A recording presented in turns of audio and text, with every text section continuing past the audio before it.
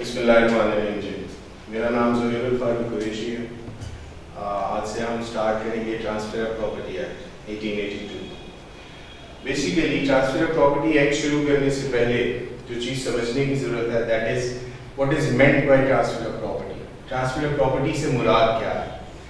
Transfer of property, transfer कहते हैं उर्फ़े आम में मुंतकिल होने को, किसी भी चीज़ का एक शख्स से किसी दूसरे शख्स की तरफ इंतकाल होना, मुंतकिल हो जाना। और प्रॉपर्टी कहते हैं किसी भी ऐसी चीज को which possesses value, जिसकी कोई वैल्यू हो, जिसकी कोई आप कह सकते हैं कि जिस चीज के बदले में आप you can earn something.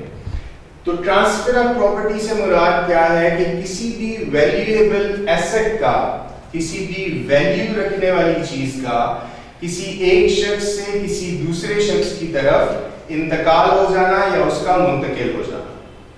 Now we'll come to Transfer of Property Act.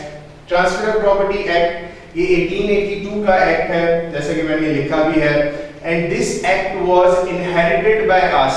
ये हमारे पास विरासत में ये एक्ट आया और जब पाकिस्तान बना तो हमने इसी एक्ट को अडॉप्ट कर लिया। ट्रांसफर ऑफ प्रॉपर्टी एक्ट इसकी जो जुरिस्डिक्शन है it extends to whole of Pakistan, यानी इसकी जुरिस्डिक्शन में पूरा पाकिस्तान है और पाकिस्तान के हर सूबे इंक्लूडिंग आपका जो इस्लामाबाद है कैपिटल टेरिटरी, उसके ऊपर भी इसका इतलाक होता है। ट्रांसफर ऑफ प्रॉपर्टी एक्ट की डेफिनेशन अगर हम देखना चाहें तो वो डेफिनेशन हमें मिलती है ट्रांसफर ऑफ प्रॉपर्टी एक्ट के सेक्शन 5 के अंदर।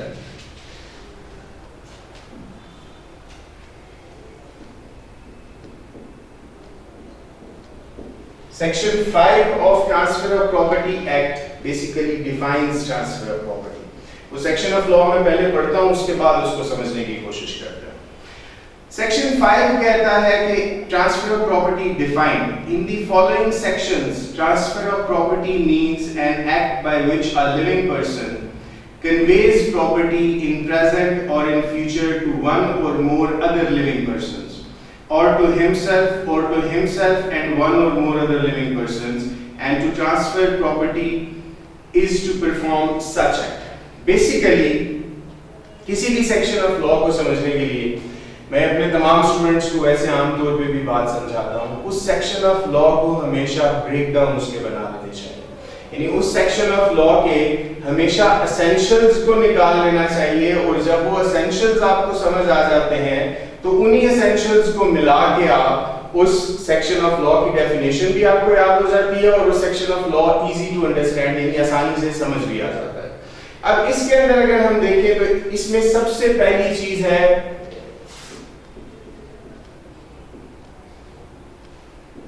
कन्वेयंस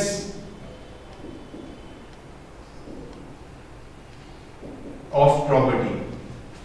सेक्शन 5 के अंदर What is meant by conveyance of property? Conveyance of property से मुराद ये है कि प्रॉपर्टी का, जायदाद का किसी एक शख्स से दूसरे शख्स या जायदाद की मुंतकिली, वो एक शख्स से दूसरे शख्स की तरफ वो नेक्स्ट एसेंशियल में बात कर लेते हैं। कन्वेयंस कहते हैं मुंतकिल होने को, ट्रांसफर का ही सिनोनिम है, यानी जायदाद की ट्रांसफर या मुंतकिली सेक्शन 5 के लिए जरूरी है। दूसरा एसेंशियल इसके अंदर है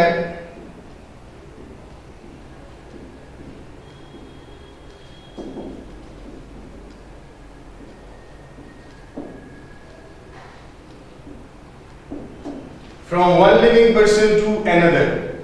अब ये जो जायदाद मुंतकिल होगी, ये जो प्रॉपर्टी ट्रांसफर होगी, ये किसी एक जिंदा शख्स से किसी दूसरे जिंदा शख्स की तरफ होना जरूरी है। यानी इसके अंदर हमें एक बेसिक मिथ भी समझ आती है ट्रांसफर ऑफ प्रॉपर्टी एक्ट की, एंड दैट मिथ इज कि ट्रांसफर ऑफ प्रॉपर्टी एक्ट के अंदर प्रॉपर्टी कोई जिंदा शख्स किसी दूसरे जिंदा शख्स को ट्रांसफर कर सकता है, यानी आप प्रॉपर्टी किसी भी ऐसे शख्स के नाम पे ट्रांसफर नहीं कर सकते जो कि हयात नहीं है। ये एक बेसिक रिक्वायरमेंट है सेक्शन 5 की। नेक्स्ट इसके अंदर एसेंशियल है जी इन प्रेजेंट,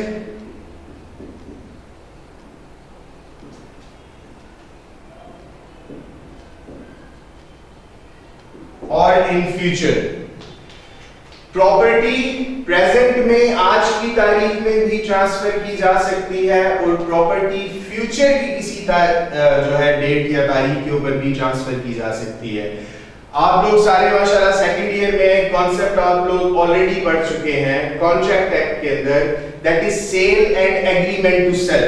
अगर उस चीज को रिवाइज करें आप अपने जहन के अंदर, तो सेल जो होती है दैट इज एग्जीक्यूटेड कॉन्ट्रैक्ट जो आज इसी तारीख के ऊपर पूरा हो रहा होता है, जबकि एग्रीमेंट टू सेल किसी एग्जीक्यूटरी कॉन्ट्रैक्ट होता है और किसी फ्यूचर डेट के ऊपर उस कॉन्ट्रैक्ट को पूरा होना होता है।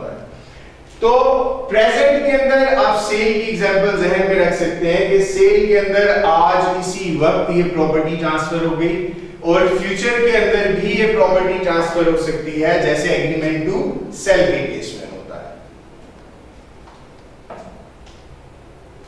ओके, इसके बाद फर्दर एक्सप्लेनेशन जो है सेक्शन 5 की, उसके अंदर लिखा हुआ है जी कि in this section living person includes a company or association or body of individuals whether incorporated or not, but nothing herein contained shall affect any law for the time being in force relating to transfer of property to or by companies, association or bodies of individual।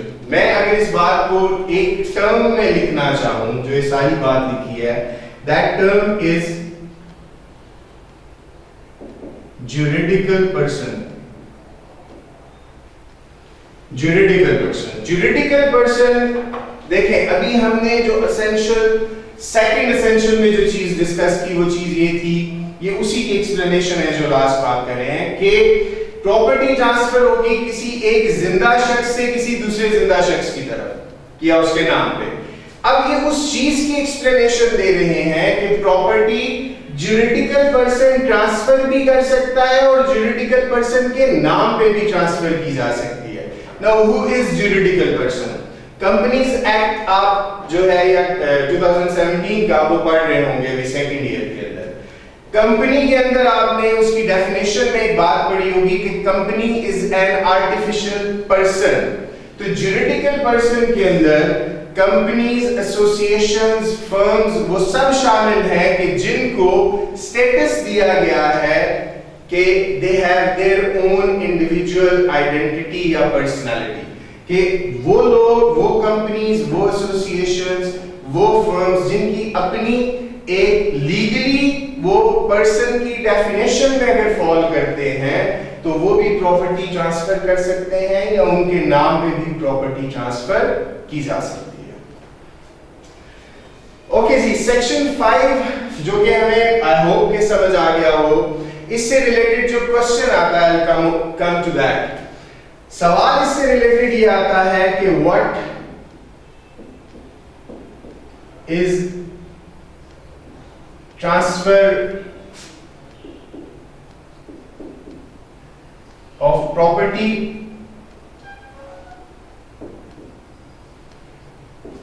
In the light of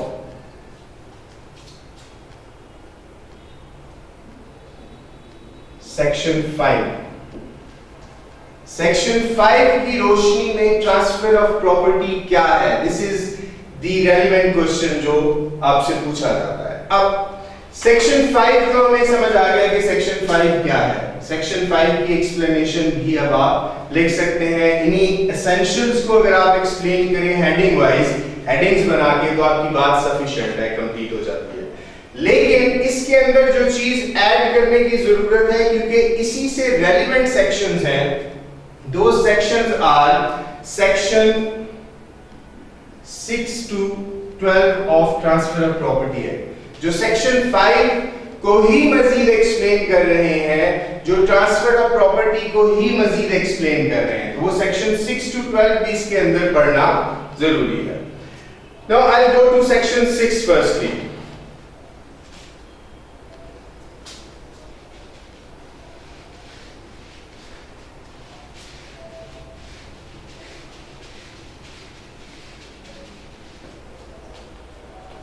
section 5 की explanation के बाद हम explain करेंगे section 6 को। Section 6 कहता है what may be transferred.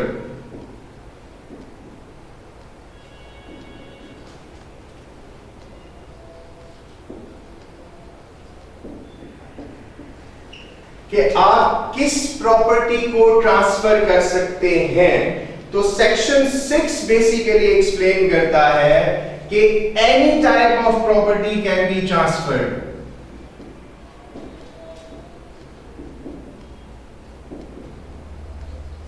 Section 6 हमें बताता है कि किसी भी किस्म की प्रॉपर्टी को एक जिंदा शख्स किसी दूसरे जिंदा शख्स के नाम पे ट्रांसफर कर सकता है।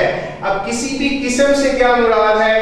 सब्जेक्ट्स देखिए, लॉ के अंदर सब्जेक्ट्स हमेशा एक दूसरे से कोलैबोरेट करते हैं, रेलेवेंट होते हैं। आपने इंग्लिश ज्यूरिस्प्रूडेंस फर्स्ट ईयर में पढ़ी होगी, उसके अंदर काइंड्स ऑफ प्रॉपर्टीज पढ़ी होंगी। अब काइंड्स ऑफ प्रॉपर्टीज के अंदर जितनी भी काइंड्स ऑफ प्रॉपर्टीज मेंशन्ड है, वो सारी की सारी प्रॉपर्टीज सेक्शन 6 कहता है कि एक शख्स दूसरे शख्स के नाम पे ट्रांसफर कर सकता है। वो काइंड्स ऑफ प्रॉपर्टीज में एक दफा जल्दी से मेन काइंड्स रिवाइज करा देता हूं।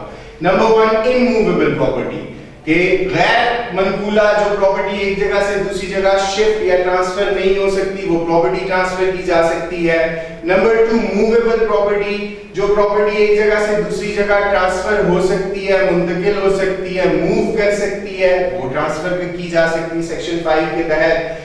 नंबर 3, टेंजिबल प्रॉपर्टी, जिस प्रॉपर्टी को आप छू सकते हैं वो प्रॉपर्टी ट्रांसफर हो सकती है। Number 4, intangible property. Intangible property उस प्रॉपर्टी को कहते हैं जिस प्रॉपर्टी को आप टच नहीं कर सकते, अपने सेंस ऑफ टच से देख नहीं सकते, महसूस नहीं कर सकते, वो भी ट्रांसफर हो सकती है। Intangible property example trademark, copyrights, ये सारे उसके अंदर आते हैं। नेक्स्ट जो सेक्शन हम एक्सप्लेन करेंगे, that section is section 7।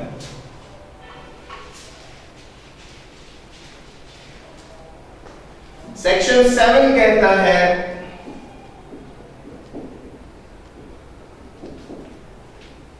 Competent to transfer को एक्सप्लेन करता है। सेक्शन 7 कंपिटेंट टू ट्रांसफर से क्या मुराद है कि कौन शख्स इसके अहल है या इस अहल है कि वो प्रॉपर्टी को किसी दूसरे के नाम पे ट्रांसफर कर सकता है। तो इसकी रिक्वायरमेंट्स वही हैं जो कॉन्ट्रैक्ट एक्ट रिक्वायरमेंट्स बताता है कंपिटेंसी टू कॉन्ट्रैक्ट के लिए। और वो रिक्वायरमेंट्स क्या है?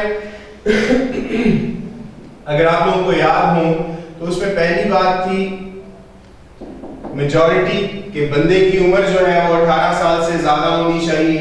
दूसरी बात थी उसके अंदर जी सैनिटी, कि वो बंदा इनसेन नहीं होना चाहिए, उसका दिमागी तवाज़ुन दुरुस्त होना चाहिए। नंबर 3,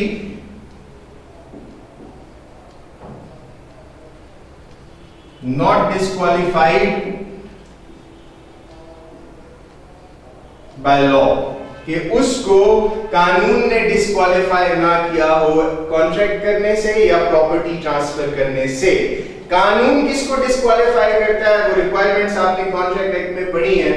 मेन रिक्वायरमेंट या मेन जो उसके अंदर रीजन है दैट इज इंसॉल्वेंसी, कि अगर कोई शख्स बैंकरप्ट हो गया, दिवालिया हो गया, तो वो भी प्रॉपर्टी ट्रांसफर नहीं कर सकता।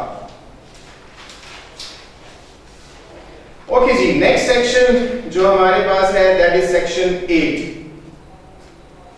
सेक्शन 8 कहता है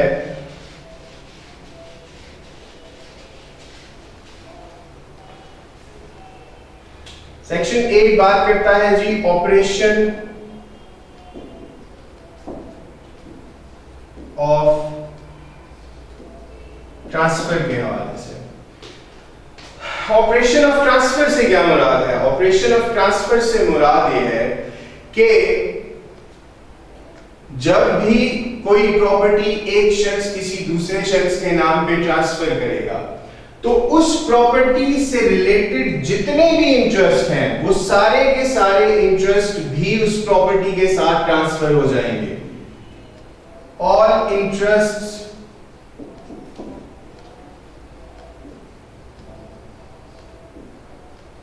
are transferred. All interests are transferred, कि जो जो इंटरेस्ट या राइट उस प्रॉपर्टी से रिलेटेड है वो इंटरेस्ट या राइट ऑटोमेटिकली उस प्रॉपर्टी के साथ ट्रांसफर हो जाएगा।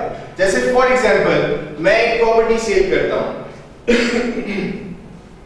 अब जब मैंने वो प्रॉपर्टी सेल की तो वो प्रॉपर्टी सेल करने के साथ उस प्रॉपर्टी की सिर्फ ऑनरशिप या मलकियत दूसरे शख्स के नाम के पे नहीं गई, बल्कि मलकियत उस शख्स के नाम पे जाने से उस प्रॉपर्टी का कब्जा, उस प्रॉपर्टी का जो इस्तेमाल का हक है, राइट ऑफ एंजॉयमेंट या यूज ऑफ दैट प्रॉपर्टी, वो ऑटोमेटिकली दूसरे शख्स के नाम पे चला जाएगा। This is meant by section 8 that all interests are transferred, कि जब भी कोई प्रॉपर्टी ट्रांसफर की जाएगी तो उसके लिए ये नहीं होगा कि आप अलग से एक एक राइट उससे रिलेटेड ट्रांसफर करेंगे।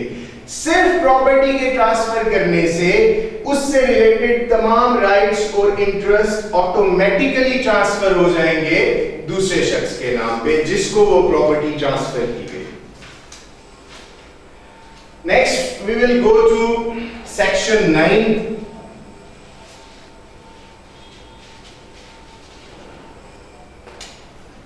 और section 9 कहता है जी, बात करता है about oral transfer. Oral transfer कि क्या कोई प्रॉपर्टी जुबानी ट्रांसफर की जा सकती है किसी एक शख्स से दूसरे शख्स के नाम पे? तो answer is yes, as per section 9 of transfer of property है। लेकिन सेक्शन 9 कहता है कि प्रॉपर्टी ट्रांसफर तो की जा सकती है एक शख्स से दूसरे शख्स के नाम पे जुबानी, लेकिन अगर कोई और स्पेशल लॉ इसके हवाले से मौजूद है और वो इसकी इजाजत देता है तो ही वो प्रॉपर्टी जुबानी एक शख्स से दूसरे शख्स के नाम पे ट्रांसफर होगी, अदरवाइज ट्रांसफर नहीं की जा सकती।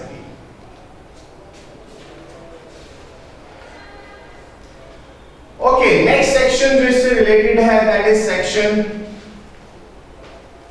10। सेक्शन 10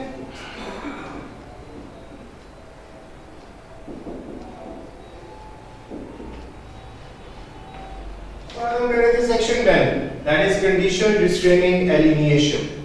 कंडीशन रिस्ट्रेनिंग एलिनिएशन से मुराद ये है कि ट्रांसफर अगर कोई शख्स प्रॉपर्टी करता है किसी दूसरे शख्स के नाम पे तो वो कोई भी ऐसी शर्त या कंडीशन उसके अंदर नहीं लगा सकता, कदगन नहीं लगा सकता कि ये प्रॉपर्टी ट्रांसफर होने के बाद जिस शख्स को ट्रांसफर की गई वो आगे इसको फर्दर एलिनिएट नहीं कर सकता। जैसे फॉर एग्जांपल, अगर ए एक प्रॉपर्टी सेल करता है बी को और जिस टाइम पे वो प्रॉपर्टी सेल करे वो ये कंडीशन लगा दे कि बी आगे इस प्रॉपर्टी को फर्दर कल को नहीं बेच सकता, तो ये condition, this condition will presume to be void. ये जो कंडीशन है, ये कंडीशन जो बायर है, जो ट्रांसफरी है, जिसको प्रॉपर्टी ट्रांसफर की गई उसके ऊपर लागू नहीं होगी। ये सेक्शन 10 इस हवाले से एक्सप्लेनेशन देता है।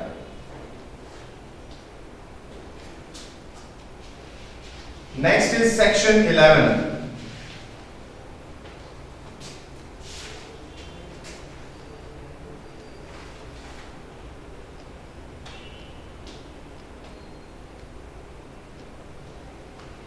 Section 11 कहता है restrictions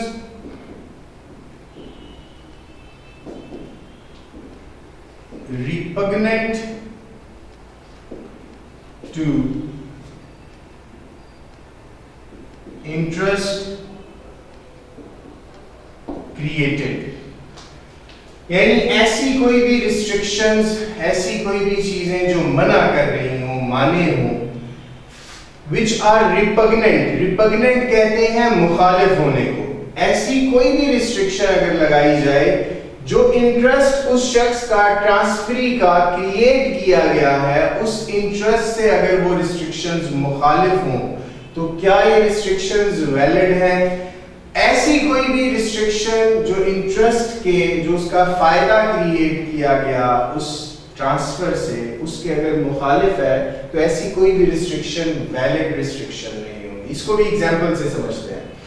ए ने एक प्रॉपर्टी फॉर एग्जांपल जी सेल की या गिफ्ट की बी को, और जब उसने वो प्रॉपर्टी सेल की बी को, साथ उसने रिस्ट्रिक्शन लगा दी कि बी इस प्रॉपर्टी को आगे किसी को किराए पे नहीं दे सकता, रेंट आउट नहीं कर सकता। ये बी के ऊपर रिस्ट्रिक्शन लगा दिए, या बी इस प्रॉपर्टी को खुद यूज नहीं करेगा, वो किसी और के अगर इस्तेमाल में लाना चाहता है तो ले आए, खुद इस प्रॉपर्टी को इस्तेमाल नहीं कर सकता। नाउ दिस रिस्ट्रिक्शन जो बी के ऊपर ट्रांसफरी के ऊपर लगाई गई है, this restriction is repugnant to the interest created. जो इंटरेस्ट सेल के तहत क्रिएट किया गया इस ट्रांसफरी का, बी का, ये रिस्ट्रिक्शन, ये पाबंदी उस इंटरेस्ट के, उस फायदे के मुखालिफ है, और ऐसी कोई भी पाबंदी जो है वो वैलिड तस्वुर नहीं की जाएगी बल्कि वॉइड तस्वुर होगी। इसी सेक्शन की, सेक्शन 11 की अगर एक्सप्लेनेशन को मजीद हम देखें तो इस सिचुएशन के अंदर अगर प्रॉपर्टी ट्रांसफर सेल से नहीं हुई, अगर प्रॉपर्टी ट्रांसफर हुई लीज से।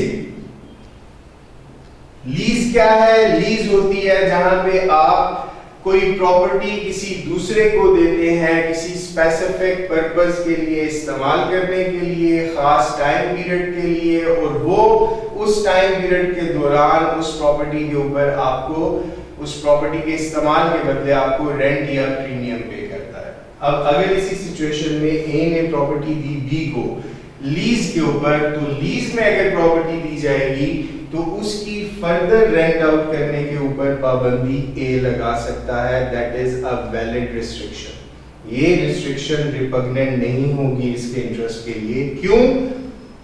क्योंकि मलकियती हकूक जो हैं, ऑनरशिप राइट्स जो हैं, वो ट्रांसफरर के अपने पास हैं और वो ट्रांसफरर ने ट्रांसफरी को ट्रांसफर नहीं किए। और वैसे भी एक जनरल क्लॉज है रिगार्डिंग रेंट या लीज के जो लेसी है जिसको प्रॉपर्टी दी गई है वो सबलेट नहीं कर सकता उस प्रॉपर्टी को।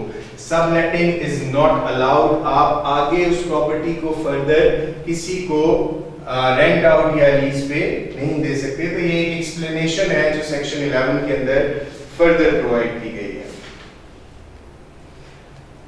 ओके, इस टॉपिक का हमारा जो लास्ट सेक्शन है दैट इज सेक्शन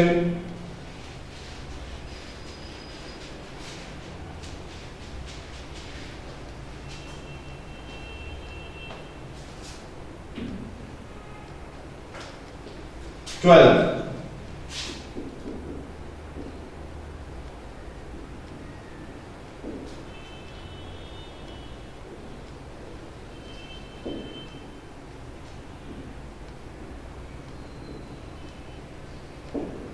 सेक्शन 12 कहता है इंटरेस्ट डिटर्मिनेबल ऑन इंसॉल्वेंसी, कि अगर ऐसी कोई कंडीशन लगाई जाए at the time of transferring a property sorry, कि ये प्रॉपर्टी आज ट्रांसफर की जा रही है और ये प्रॉपर्टी ट्रांसफर आज करने के बाद कल को अगर जिस शख्स को ये प्रॉपर्टी ट्रांसफर की गई, जिसको ट्रांसफरी कहते हैं, अगर वो शख्स इंसॉल्वेंट हो जाता है, अगर वो शख्स दिवालिया हो जाता है। इंसॉल्वेंट उस बंदे को कहते हैं कि जिस बंदे के एसेट्स जो हैं वो उसकी लायबिलिटीज से कम हो जाते हैं, जिस बंदे के पास जो भी उसकी अर्न प्रॉपर्टी है उसकी लायबिलिटीज बढ़ जाती हैं, जो लोगों का उसने लोन या अपने क्रेडिटर्स को जो पैसा वापस करना है वो बढ़ जाता है, और जो एसेट्स हैं जो उसकी अपनी मलकियत में चीजें हैं उसकी लायबिलिटीज से कम हो जाती हैं। That person is called insolvent या दिवालिया।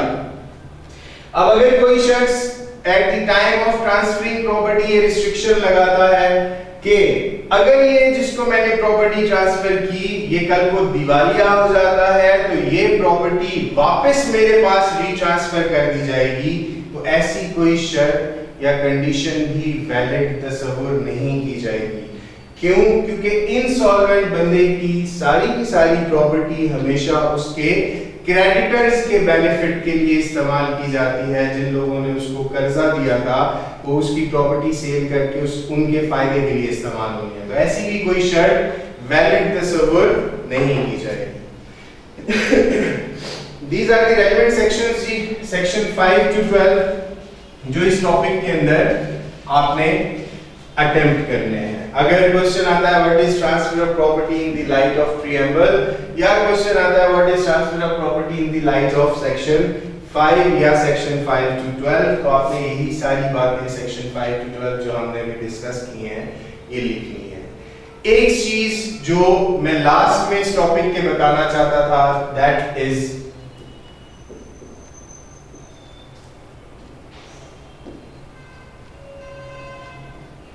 Modes of transfer. ये समझाऊंगा मैं लास्ट में इस वजह से कि बेसिक बातें हमने कुछ पढ़ी तो ये बातें आगे आसान हो जाएंगी अब समझने के लिए। लेकिन आपने अगर पेपर में इस चीज को लिखना है तो ये चीज आप लिखेंगे हमेशा टॉपिक के स्टार्ट में, पहले इसको अटेम्प्ट करेंगे उसके बाद सेक्शन 5 से स्टार्ट करेंगे। अब प्रॉपर्टी ट्रांसफर करने के दो बेसिक तरीके हैं, एक को कहते हैं बाय एक्ट ऑफ लॉ और दूसरे को कहते हैं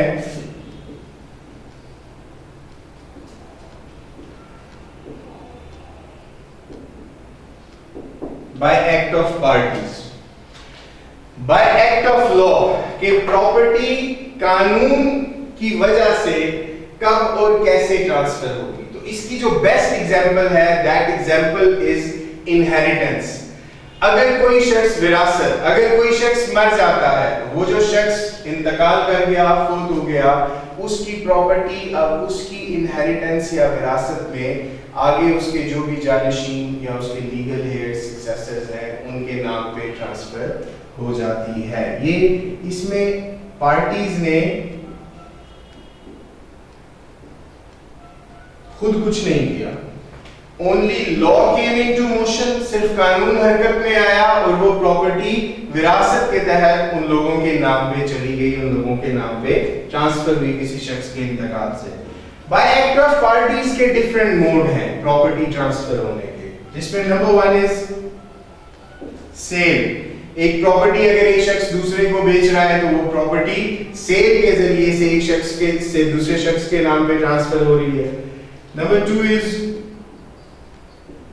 गिफ्ट। अगर एक शख्स गिफ्ट, जैसा कि आप पढ़ चुके हैं कि गिफ्ट क्या है, कॉन्ट्रैक्ट एक्ट में आपने पढ़ा है कि जहां पे on account of natural love and affection, जहां पे प्यार मोहब्बत की वजह से कोई शख्स अपनी कोई जायदाद किसी दूसरे शख्स को देता है, तो गिफ्ट वो है कि जहां पे एक शख्स ने कोई कंसिडरेशन किसी से नहीं ली, कोई पैसा या कोई चीज चार्ज नहीं की, कोई और प्रॉपर्टी नहीं ली और on account of natural love and affection वो प्रॉपर्टी ट्रांसफर कर दी दूसरे शख्स के नाम पे। Number 3 is exchange.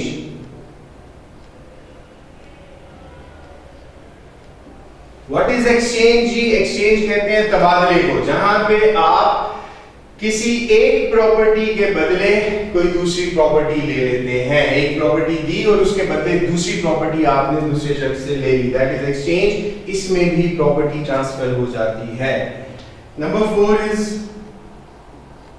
Lease. Lease क्या है? लीज कहते हैं कि जहां पे किसी स्पेसिफिक टाइम पीरियड के लिए सिर्फ राइट ऑफ पोजेशन या right of use of property एक शख्स दूसरे शख्स को देता है, उसके बदले रेंट या प्रीमियम देता है, तो उसके अंदर भी प्रॉपर्टी ट्रांसफर होती है from lessor to lessee. Lessor वो बंदा है जो प्रॉपर्टी दे रहा है रेंट के ऊपर और लेसी वो बंदा है जो लीज या रेंट पे प्रॉपर्टी ले रहा है। Number 4 is